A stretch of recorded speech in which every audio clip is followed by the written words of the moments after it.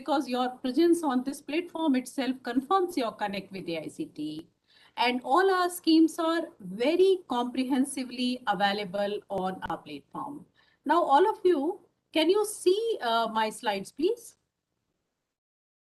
Hello? Yes, ma'am. All right. So what I am really talking about is data analytics, and we have very renowned expert today on data analytics. So it is a process of inspecting, cleansing, transforming, and modeling data with an objective of discovering useful information, informing conclusions, and supporting decision making. Very, very important decision making. Data analysis has become very multifaceted, and its approaches encompassing diverse techniques under a variety of names. It is used in different fields, be it business, science, social science domains, even in our academia, it's very, very important. See, our ATAL Academy has been teaching and training our faculty members for a long time now, and we are trying to see its impact on ATAL Academy through data analytics again. So now it is with this context that, I want to take it further, that, why should we be taking data analytics so seriously and for the future endeavors? Give me a moment, please. I can't see my own slides.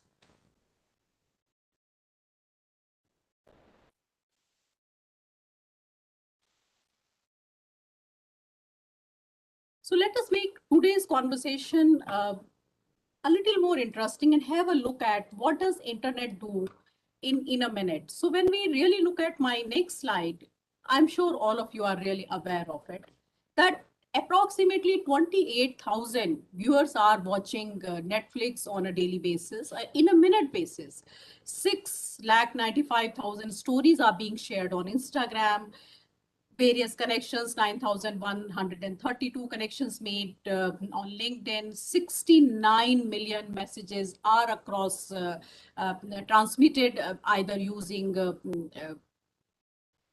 various messengers or WhatsApp, and then 5,000 plus downloads on TikTok. So everything is data. Even today, when I'm talking to you and it is being transmitted on YouTube, it is again a data.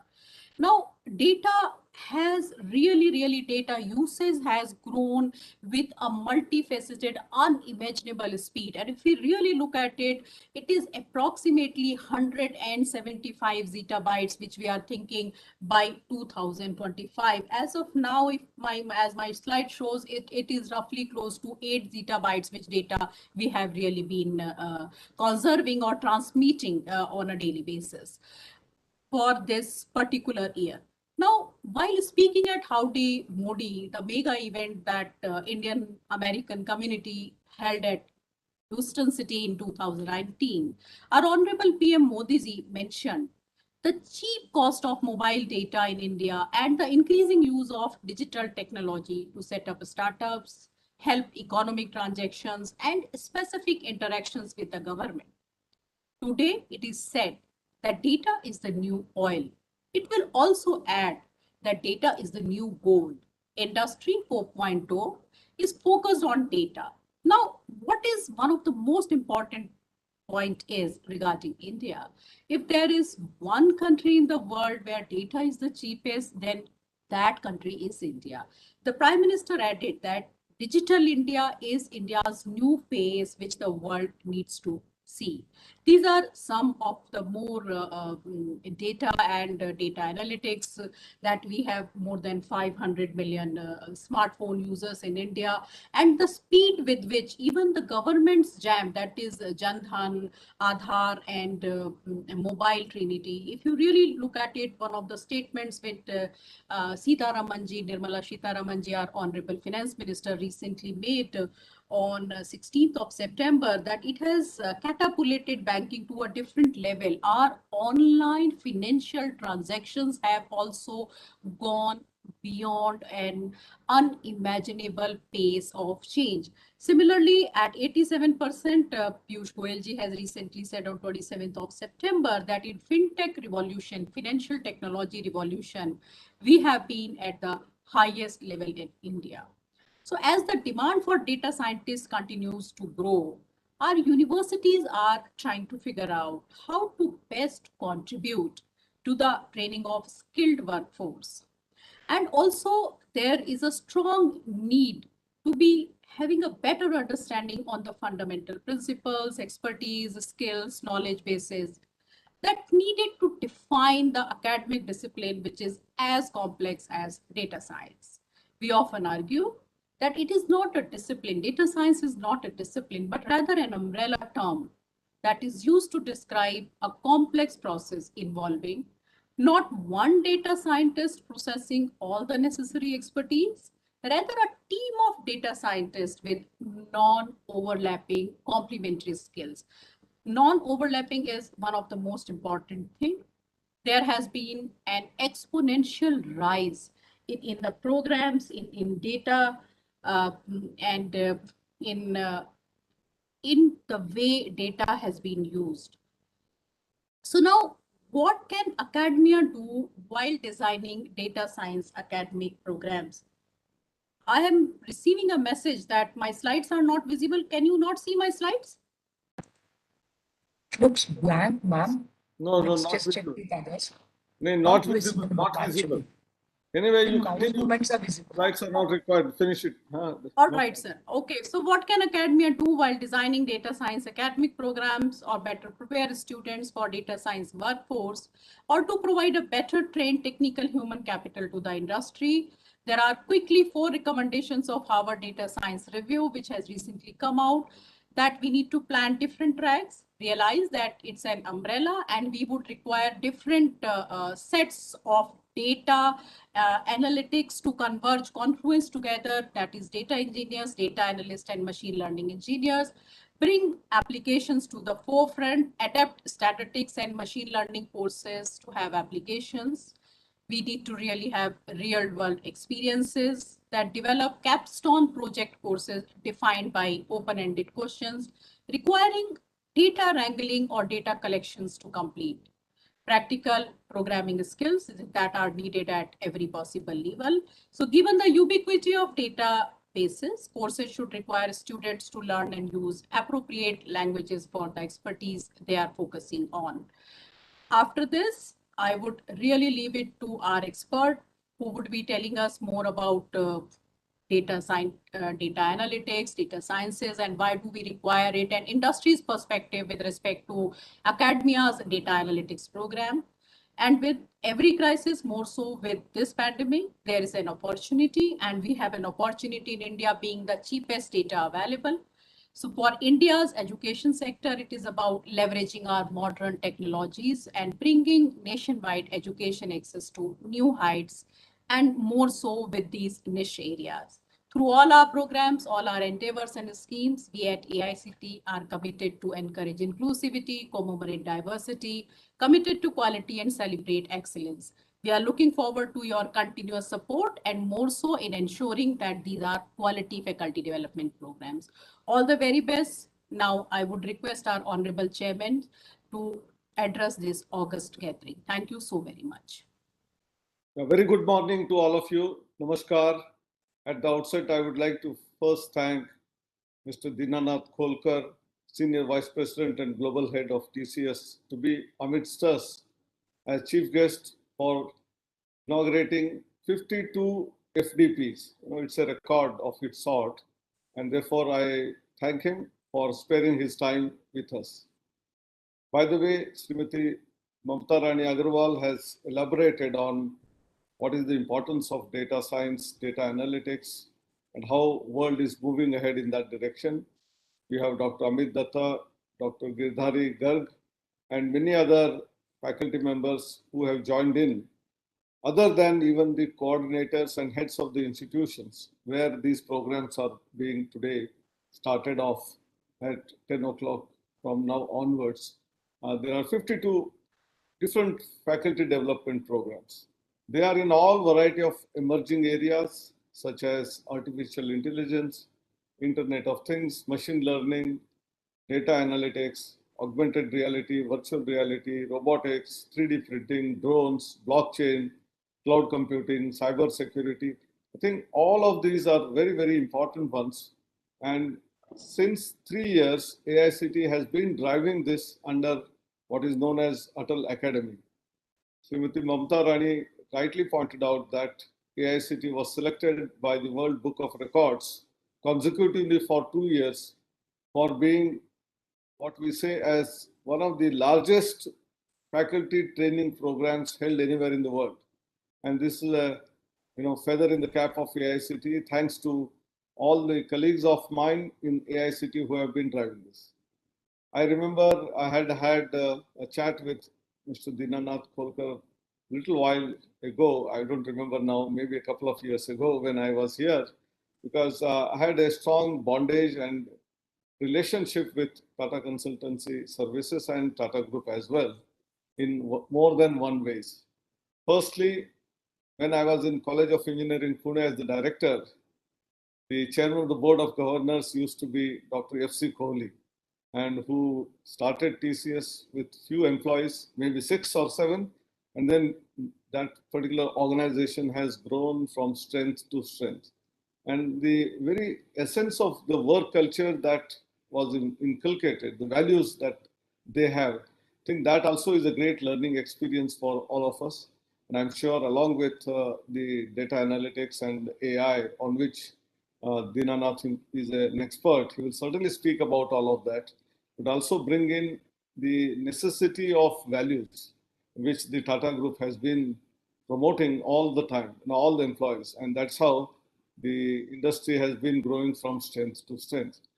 We have in this particular FDP, when we were doing it in the face-to-face mode, we used to have the same 5-day program, 14 modules, each one of them being about 2 hours each.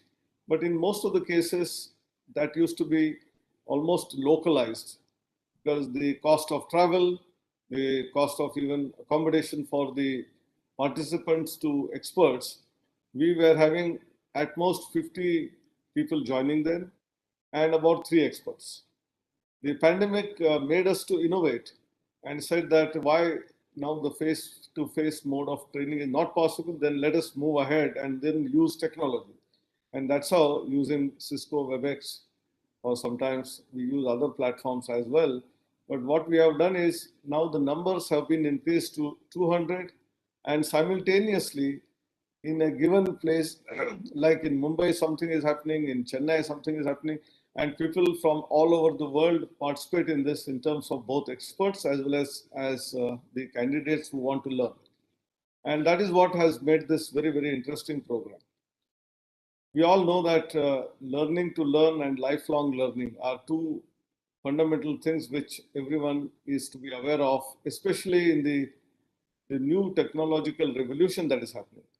About 15, 20 years ago, we never knew about IoT or Industry 4.0.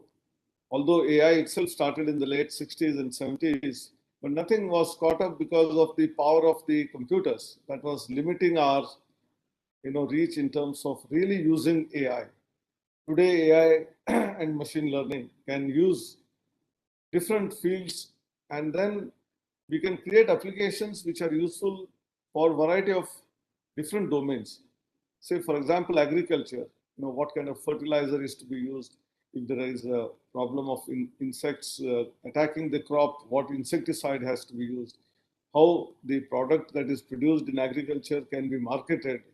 All of that is possible through the use of both computers, the connectivity, that is 4G, 5G, and then artificial intelligence giving right insights for our farmers. Same is the case with healthcare. During our pandemic, whether it is in terms of vaccination or whether it is in terms of taking care of the hotspots and avoiding the travel to those locations, I think AI has been a great help. And where does it come from? It comes from data. And that's why data being the gold, data being the new currency is all being talked about, because it is this data which, when analyzed through the artificial intelligence, we get opinions or the decisions which then we can implement. And that's why when we are talking about learning to learn, when these technologies are continuously transforming and changing, we will have to go back to the classroom, to the, again, the classroom environment, be it in the physical classroom or in the online mode today. And this is what ATAL Academy is doing. And we all know that national new education policy, which has been enunciated, which talks about not just creating employable engineers or employable graduates, but also entrepreneurial. It also talks about multidisciplinary nature. It talks about holistic, value-based education. It also allows credits to be taken from out of sports, arts, music, dance, drama. It's absolutely learner-centric. And that is why when we say learner, learner is both faculty and students. Many times in the classroom these days, we find that students have got much higher information than the teachers themselves. And that's why getting prepared for the class becomes a challenge for faculty members. We have had what is known as NPTEL, which started off in the early 21st century, that is in the decade of 2001-2, and then it graduated to have virtual classrooms, virtual, what we say, labs, the remote controlled labs. We also have now what is known as the indigenous MOOC platform, which is competing with the best in the world in terms of whether it is Coursera or the MIT's edX, and more than 5,000 such courses being available. Anytime, anywhere learning has become the order of the day. And these programs like ATAL Academy programs, which have got the recognition worldwide, is what we are happy, and also the ownership of that is being taken by AICTE. I once again thank Dinanath Kolkar, who is a very passionate, global head of TCS, who has in-depth knowledge of all these fields which we are talking about. All the 52 coordinators and the places from where these people have joined will have real enriching experience in the next 15-20 minutes through his talk. And subsequently, in all the places, there are 14 modules which will be running. And by the end of the week, by Friday, I'm sure that all of you will be more knowledgeable than what you are, and you will take it to the classes and make employable engineers from out of our colleges. Thank you very much. Namaskar.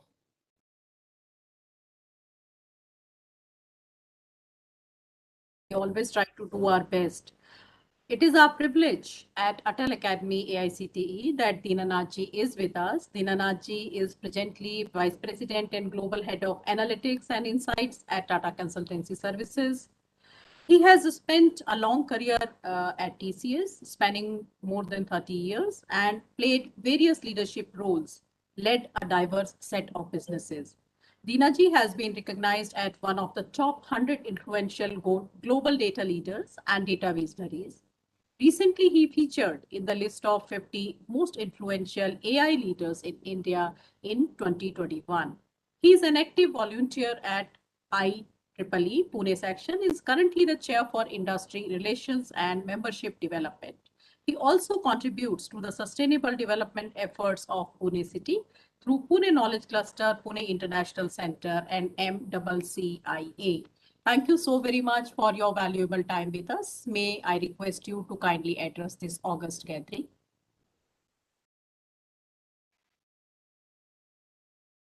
Thank you, Mamta ji, for that kind introduction. And thank you, Chairman Sir, for your kind words and remembering all the good work that we have done together at Pune at COEP and through TCS. So it's a great honor actually to be part of the ATA program, and I was very happy to know about the details and the coverage that you have had.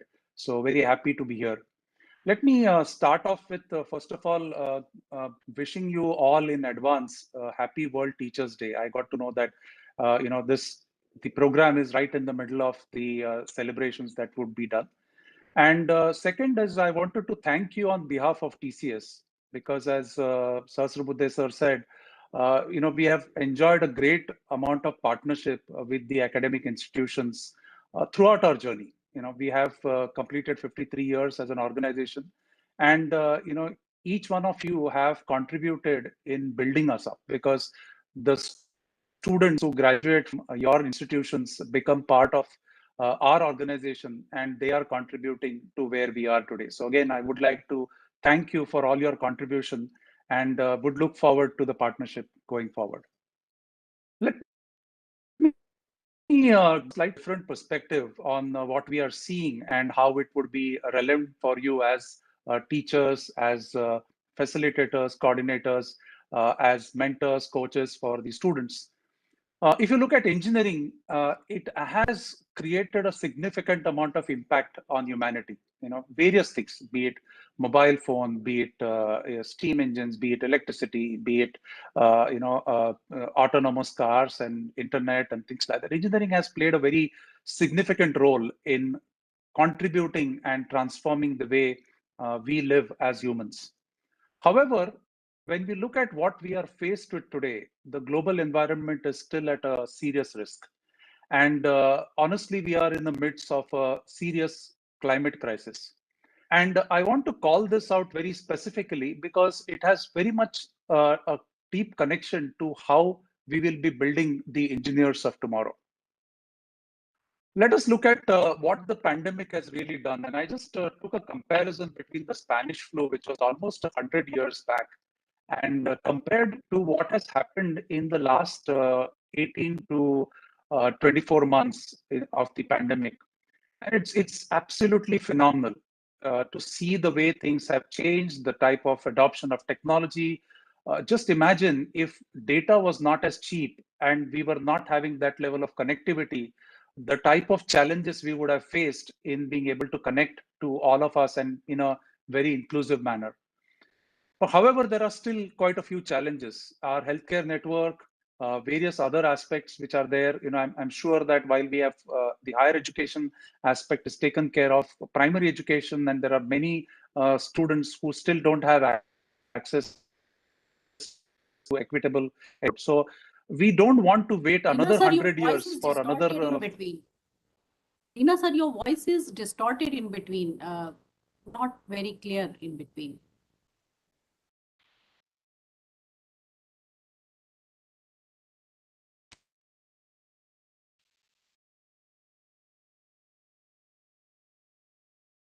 Can you hear me now?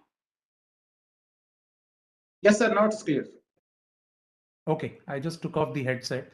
So I was calling out the fact that if we were to look at what we have achieved in the last year or year and a half, I think we have got a significant amount of momentum, and I feel that we should really look at the sustainable development goals and align a lot of things going forward. So I want to call out a very important dimension. And while we talk about engineering skills and we develop our students, and all of us are in a lifelong learning mode, we build up these skills from a technical perspective. But are we really building skills related to sustainability? Are we training people on sustainable competencies? And I strongly believe that we as educationists should look at this combination. If you are building up a computer scientist, you need to look at what are the type of things that they would do and how would they contribute towards sustainable development. If you have a civil engineer being built, how does a civil engineer look at sustainable ways of building and construction mechanisms? If you have a electrical engineer, how do they actually fast track and build up electric vehicles, which will be less polluting and stuff like that. So I feel that engineering skills in the context of sustainable development will play a very significant role as we go forward. So the challenge here is not just to build engineers, but to build a community of responsible engineers focused on specific purpose. And this purpose is not necessarily only linked to businesses and corporations, but it is also to do with society. It is to do with government. It is to do with various things which are in our ecosystem, be it water and waste water management, be it environment engineering, be it computational sustainability, and so on and so forth. So there is a very clear objective that we should all look at on building up these set of responsible engineers who are focused on building up a sustainable development roadmap. Here are opportunities which are there in front of the engineers or people we would build, leaders we would build of tomorrow. Obviously, the digital revolution is very much on, but we need to make it all inclusive. We need to ensure that it reaches the masses. There is a lot of focus on smart cities. There's a lot of focus on the carbon neutrality of different cities, consumption which happens of different products, at the same time what waste gets generated and things like that. So there are a great amount of opportunities in this space for engineers. So clearly we want to ensure that we drive inclusive and equitable growth, and this should be the mantra for engineers. Engineering challenge via business, community, and environment lists, and not necessarily only on business. The technology and product focus should not necessarily be only on economic value, but be it much beyond economic value. The social and natural capital for growth and inclusive wealth creation. I think these are the aspects that we should look at creating in the mindset of an engineer. I just want to take a step back into TCS and give you a perspective of what's happening in industry, which you would be able to relate to and appreciate. So when we actually provide services to our customers, we have been driving our Business 4.0 thought leadership framework, helping organizations align towards the Industry 4.0 digital adoption journey and drive their growth and transformation. And we say that organizations in the future should be intelligent, agile, automated, and on the cloud. And all of these are technology terms. But at the same time, we also are looking at how organizations will embrace risks. You probably are living in a highly connected world, and cyber crimes is the way of life in today's world. How do you actually look at risk management? None of the businesses today, or in general, any organization that is there today is standalone. You need to look at leveraging ecosystems. If you think you as an individual or as an institution can achieve something quite significant, you would be kidding yourself, because today you need to work in a collaborative manner and create and shape up new ecosystems. Mass customization is a very key element. We are looking at very clearly every individual is different and their needs are different. How do I actually create training programs? How do I create solutions and services very specific to the individual as such? And finally, we are also talking about creating exponential value from a business perspective. So overall, when we look at the pandemic and what it has taught us, we added a few more things. We have added the purpose-driven aspect of running businesses, the resilience of running the business, and the adaptability. So all in all, this is the way we have been working with our customers and ourselves as well. Let me give you a view of the TCS services portfolio. So these are all the businesses that we run as part of the organization. We have a consulting unit. We have an operations unit, which is called the cognitive business operations. Then we have a digital transformation services, and we have very specialized cloud platforms, which are enabling many of our customers. The reason I wanted to call this out is these were skills which have evolved over the last decade or so. And if you had followed the press and if you had believed what they were saying, they were talking about a significant amount of change in technology, a lot of people going out of jobs, a lot of people not being able to service the customers because they would be become legacy. They will not be able to do things. But we did something very unique. We actually are, as a data point, we are about 500,000 employees, 5 lakh people in TCS globally. And you can imagine that this talent was something which we didn't necessarily acquire in the last 10 years, but they have been there with us for a long time. And our CEO went out and talked saying that technology can become legacy, not people.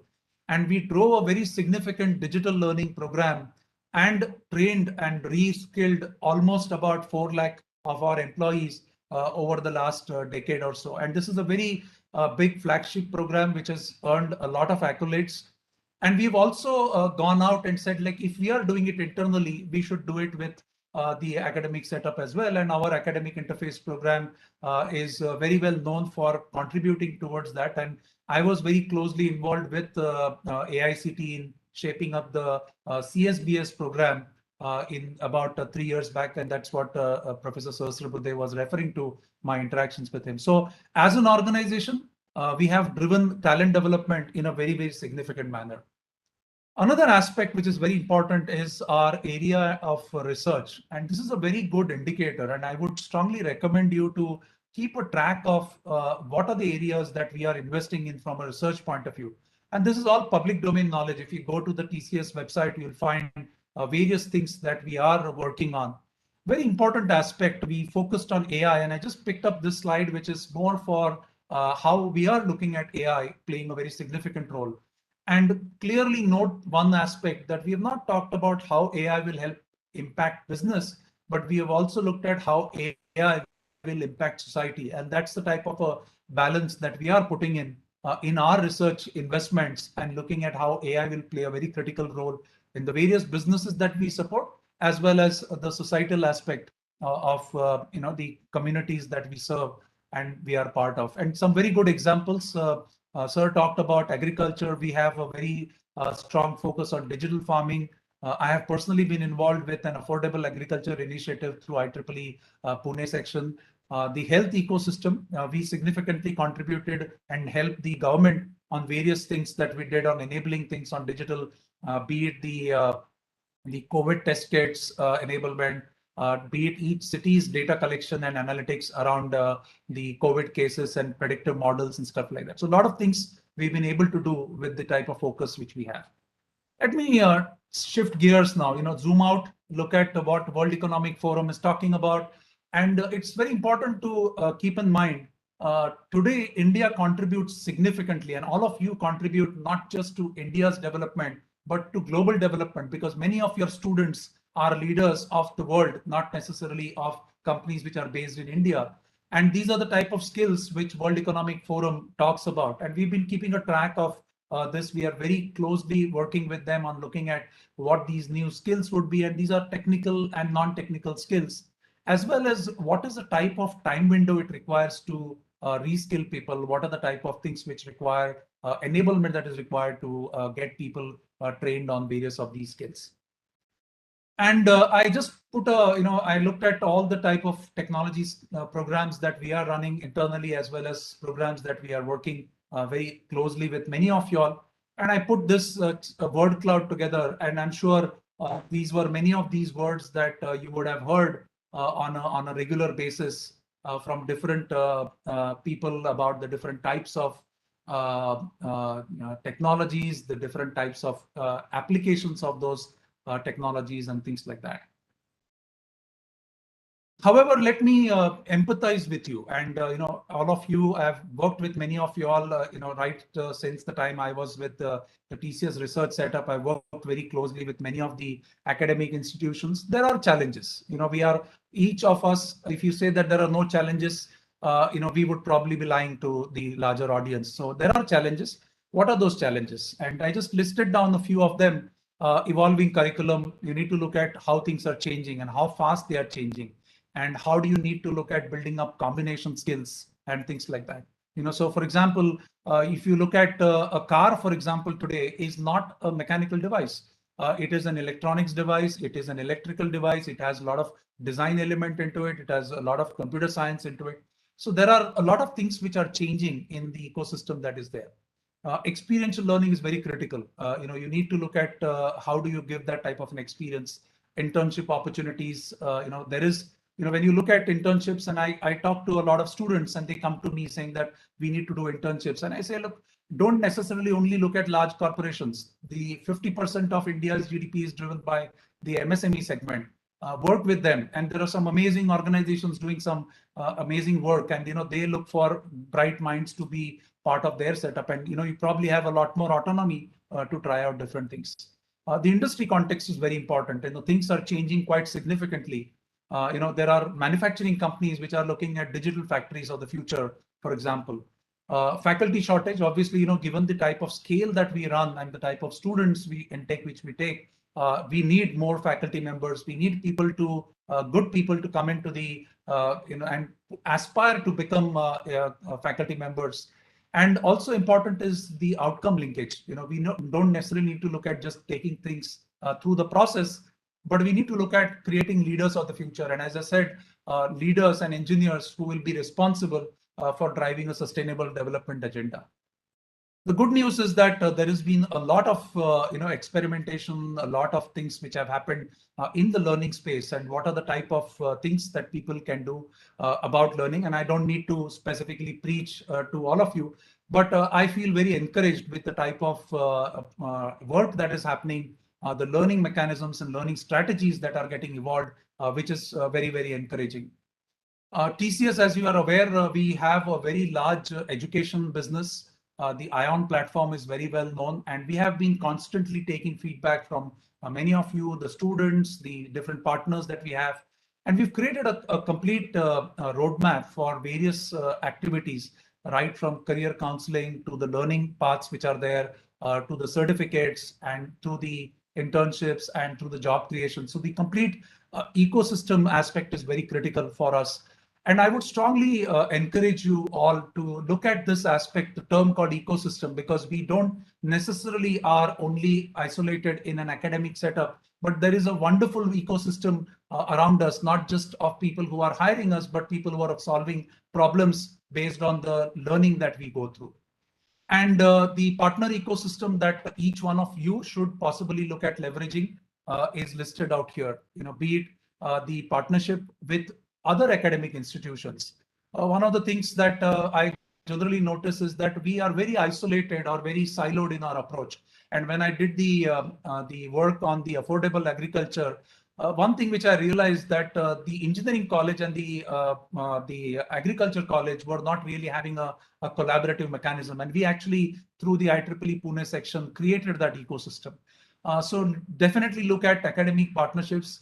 There are skills which are required for the world of tomorrow, which may not necessarily be only coming from engineering. You may require people with art skills. You may require people with management skills to build up solutions. So building up some amount of partnerships with the academia around you could be useful. I'm sure most of you are doing a great job of building up industry and corporate partnerships. Also content partnership, because there is, content is really a very big thing which has happened in the recent times. And there is a lot of interactive and immersive content which is available. Many of you are generating content. I'm sure that those partnerships are very valuable. And at the same time, there is the equipment manufacturers and the type of devices that they would be creating, ensuring that you have access to some of these through the partnerships that we are building. So focus more on building up the ecosystem, for yourself and your institution. And I share my own experiences, having worked very closely, in the Pune ecosystem, having volunteered for IEEE for many years and been the chairman in the past, plus various initiatives that I run. I have personally benefited very significantly in building up this particular ecosystem. I just want to leave all of you with a few pointers and few messages. And the first one is about AI. And Sosribuddhe sir did talk about data, and he also mentioned about AI. When you look at what India can potentially be, our chairman, Tata Group chairman N. Chandra, has authored a book called Digital Nation, and he calls that India can become the AI capital of the world. And it is worth reading this book. It is covering education and it is covering healthcare as two broad areas, but how a nation can transform itself very significantly and what is the type of opportunities which are there is very well covered. And it is very, very India centric. And since a large number of your students would definitely be going and solving problems within India, this is definitely something which is worth a read. The other book I would recommend you is the book written by Dr. Mashelkar, Leapfrogging to Pole Vaulting. And he has brought about some amazing perspectives about how India cannot afford to do incremental changes. And he says India should absolutely look at pole vaulting. And the example that he had quoted was the rollout of the Geo network. And if I was interacting with it and I said, so if Geo was not rolled out, just imagine the type of deficit we would have had on data and the bandwidth which was required. And it has actually uplifted the connectivity across the nation. But there are quite a lot of opportunities which are there to look at how each of these areas, so be it healthcare, be it education, be it any other field, how we can actually take a very significant leap. Few other messages, more of my own favorites, and I really admire some of these scientists who have made significant contributions to humanity. And Marie Curie, one of the very unique persons in the scientific world, and she made a very profound statement that I was taught that the way of progress was neither swift nor easy. And I'm sure all of you will also appreciate it. And it is important that we build in the foundation so strong that when it comes to the learnability aspect of it, we are able to learn very well and we are able to adapt towards the new things that come in. The last message I wanted to give was from Mrs. Indira Gandhi, and she called out a very important point. She said there are two kinds of people, those who do the work and those who take the credit. Try to be in the first group. There is less competition out here. And I think it is very important to understand that once you give yourself the full focus, and I've had an amazing set of professors who have taught me, and their passion and focus and their dedication was simply amazing. They did their work, they ensured that they were focused on the outcome. And what we are today is because of what contributions they have made. Finally, I will close with what our Prime Minister has amplified multiple times. And he says IT plus IT is equal to IT. There is a equal to missing out here. It is IT plus IT, which is Indian talent plus information technology is equal to India tomorrow. And we have some amazing programs which are going on around us. And each of these programs, be it the Smart City Mission, be it the Swachh Bharat Mission or the Make in India, Atmanirbhar Bharat, Startup India, there is a plethora of things which are around us, and each one of us have the opportunity to do something related to these areas. And in my volunteering activities, I do contribute to some of these. I guide and mentor some of the students as well as some of the faculty members, and I do believe that today there is no dearth of opportunities to contribute to the larger community and to India and towards nation building. So with this, I would like to thank all of you again. Wish you all the very best. Look forward to interacting with you, and I'm sure there will be a lot many opportunities for us to interact and take things forward. Jai Hind and all the best. Thank you so very much, Dinaji, for such an insightful, elaborative, and eloquent talk, starting from sustainability and what, along with engineers, what humanitarian touches, humanitarian activities we require to have a sustainable, comprehensive, holistic development, to taking it forward, what India needs, what kind of challenges academia has, to what government is doing, and finally, certain inspirational quotes, and summing it up where you say that, Indian talent and Indian information technology makes India a good and a very, very strong, energized nation. Thank you so very much for your valuable time. Quickly, Dattaji, if you can have a formal vote of thanks. Yes, thank you so much. Good morning to one and all. I deem it's a great honor and proud privilege to propose put our thanks to all dignitaries who have witnessed this memorable occasion on behalf of AICTE ATAL. Let me first of all start by giving glory to the Almighty God for making today's occasion a resounding success. First and foremost, our heartfelt thanks to today's Chief Guest, Shri Dinanath Kulkarji, Vice President Global Head of TCS. It's really thrilling and inspiring words. You rightly said, sir, we need to create a responsible community of engineers, guide our engineers towards inclusive and equitable growth. Today, we had the opportunity to hear your thoughts, which have enlightened our mind to minimize the gap between industry and academia. Sir, we at AICTE, under the guidance of Chairman Sir, we are practicing most of them in a collaborative manner to achieve all with a set of flagship programs for making academia partnership. Thank you so much, sir, for spending time with us out of your busy schedules. Thank you so much. And definitely, India will become the AI capital of the world. I extend my deep sense of gratitude to today's guest of honor, our own dynamic, visionary academic leader, Chairman Sir, Professor Anil D. Sasputi Sir, for motivating us and his motivational and transformational leadership talk about the AICTE and technological advancement in smart farming. Your galvanic presence always energizes us. Thank you so much, sir, for gracing this occasion and guiding us. I owe to the leader of Team ATAL, passionate leader, former UGC Joint Secretary, Dr. Mamtarani Agrawal, Advisor 1 of AICTE, for working round the clock and motivating us, guiding us. Thank you so much, madam.